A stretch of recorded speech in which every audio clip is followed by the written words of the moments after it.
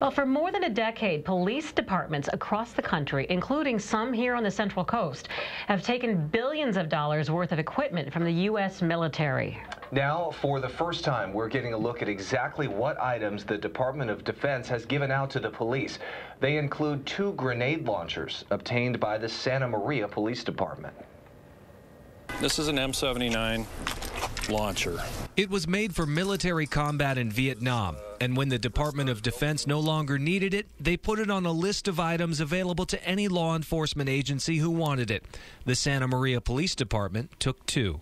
First of all, I think it's a shame that that is even offered to a police department. Santa Barbara Police Chief Cam Sanchez doesn't criticize other chiefs for taking surplus military equipment. He knows they may have smaller budgets and bigger crime issues, but Sanchez has made the decision not to take any equipment from the military in 23 years as a chief. We've never done it. I just think that we have a specific role in our community, and I think we need to stick to it. If something happens where we need military equipment, then I'll call the military to come and help me. But I'm not going to store it because we are not the military. The previous chief of the Santa Maria Police Department had a different philosophy. In the past, we have received significant amounts of surplus equipment. Santa Maria City Councilman Jack Boyson says since no money changed hands, city leaders didn't know the extent of military equipment obtained by Santa Maria's prior police chief. Boyson says when Ralph Martin took over as chief in 2012, he told council about the large amount of military gear he had inherited.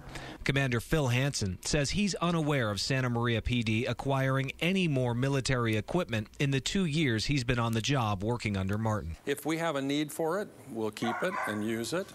We use a lot of stuff that we have a need for. Things that we've identified that we don't have a need for, we've either given back or we're in the process of giving a lot of that back.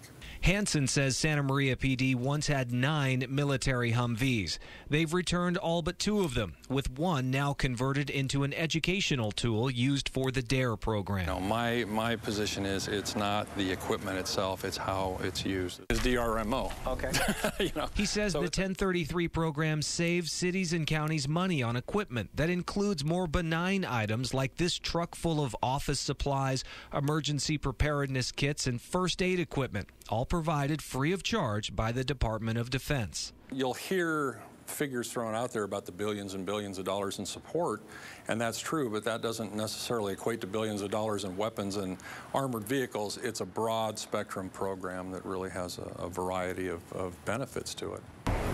As for that grenade launcher, it's really not a grenade launcher if you don't have grenades for it. Commander Hansen showed us what they do have that can be launched: tear gas projectiles and rubber bullets. The way this weapon has been employed on the department, it's not to take lives, it's to save lives. And we don't have anything like a high explosive round in our inventory. But this is a military weapon from the 1960s. There's got to be something better, more modern that you could use then. That's why we're sending this back. Shortly after we requested an interview about the 2 grenade launchers, Hansen says he got approval to return them to the Department of Defense. Those 2 particular launchers we're not even using anymore because we have updated versions that were built for the civilian domestic law enforcement use that are better quality and more accurate. So those are slated to be returned back to the government, actually. Boyson, the Santa Maria City Councilman, thinks there needs to be more independent oversight of the equipment transferred from the military to local police. We should know if we're accumulating or stockpiling a significant amount of these sort of equipment. Other local law enforcement agencies have used the military surplus program frequently. The Santa Barbara County Sheriff has taken $9.4 million in equipment from the Department of Defense. The Ventura County Sheriff's Department has taken more than $21 million in equipment from the DOD. The San Luis Obispo City Police Department, $1.2 million. For a link to search all departments that have taken part in the 1033 program that shows exactly what equipment each department has received, you can go to our website, kcoy.com.